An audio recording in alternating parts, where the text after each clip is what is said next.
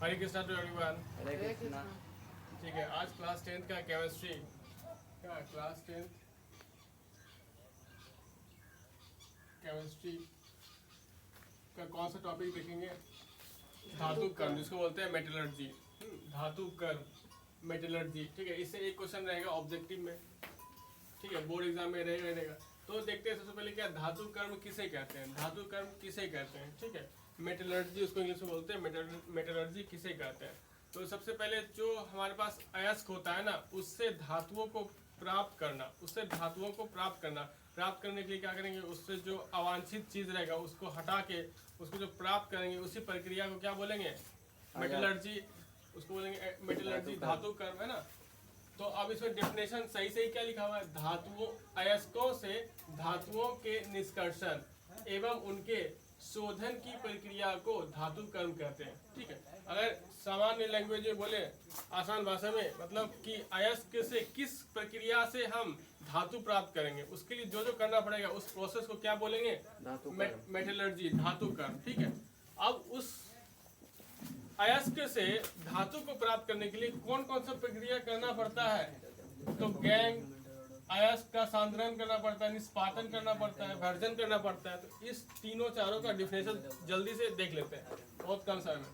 तो सबसे पहले गैंग किसको बोलते हैं? तो पृथ्वी की परत से प्राप्त अयस्क जो भी हमको प्राप्त होता है, डायरेक्ट हम क्या निकालते हैं? अर्थ से निकालते हैं, पृथ्वी से निकालते हैं।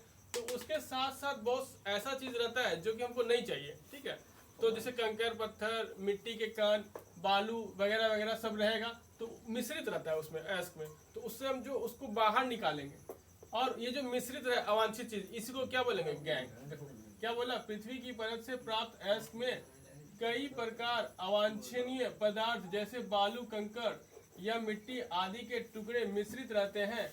इसी पदार्थ को गैंग कहते हैं, और इसको हमको निकालना है बाहर। तो उसके लिए क्या क्या प्रोसेस होता है? अयस्क का सांद्रण। तो अयस्क का सांद्रण यानी इसको इसमें क्या बोलेंगे? Dressing of ores. तो अयस्क में विद्यमान या मौजूद कोई भी अपद्रव्यों को दूर करना ही अयस्क का सांद्रण कहलाता है। ठीक है, अयस्क का सांद्रण यानी ड्रेसिंग क्या कहेगा? जितने भी सारे अवांछनीय चीज है उसको निकालेंगे अयस्क से, तो क्या कहेगा? कहलाएगा ड्रेसिंग ऑफ ओर्स। फिर और क्या नेक्स्ट मेथड क्या है? निष्पादन। इसको इंग्लिश में बोलते हैं क्या? कैल्सिनेशन। तो अब निष्पादन क्या होता है? अयस्क को धीरे धीरे सुनना है, अयस्क को उच्च ताप पर वायु की अपर्याप्त आपूर्ति, वायु की अपर्याप्त आपूर्ति कहेंगे। इसमें लिखा जाएगा कि वायु अनुपस्थित रहेगा। तो वायु अगर अनुपस्थित रहेगा तो ऑक्साइड कैसे बनेगा? यानी इसलिए उससे कुछ मात्रा में वायु का चाहिए, कुछ लिमिटेड अमाउंट चाहिए ही चाहिए। इसलिए यहाँ पे होगा अपर्याप्त आपूर्ति में इसके द्रवनांक से कम ताप पर गर्म कर धातु को उसके ऑक्साइड में बदलने की प्रक्रिया को निष्पादन कहते हैं। कोई भी अयस्क है, मान लो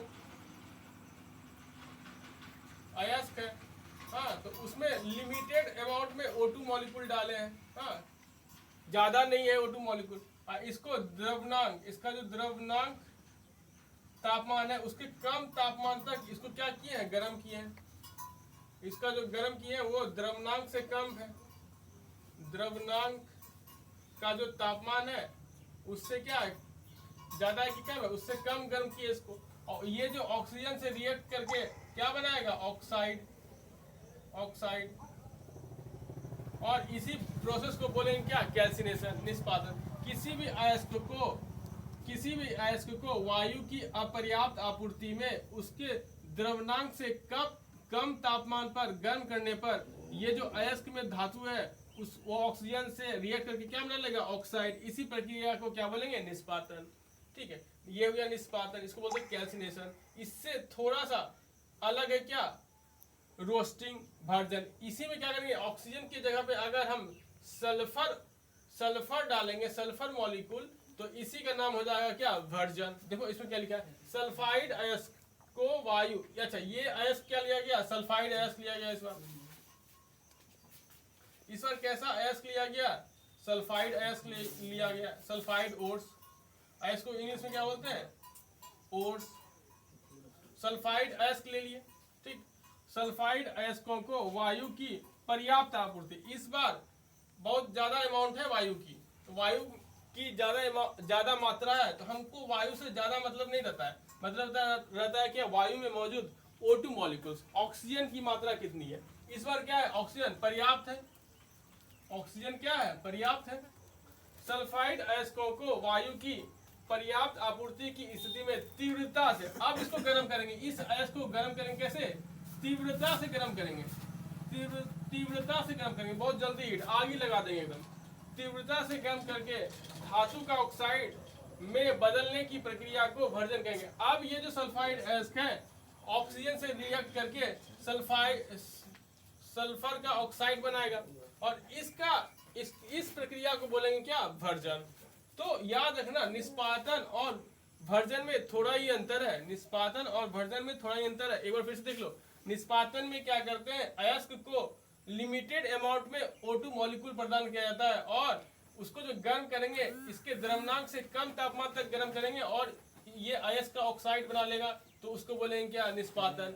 और इसमें सल्फाइड ऑक्साइड लेंगे, इसमें सफिशिएंट अमाउंट में ऑक्सीजन डालेंगे, तब ये अयस्क क्या कर लेगा, ऑक्साइड फिर बनाएगा और इसको गर्म करेंगे बहुत तीव्र गति से, इसको बोलेंगे भर्जन। ठीक है, इसमें नेक्स्ट 2-3 पॉइंट रह गया जो अगले वीडियो में देख लेंगे। ठीक है, हरे कृष्णा।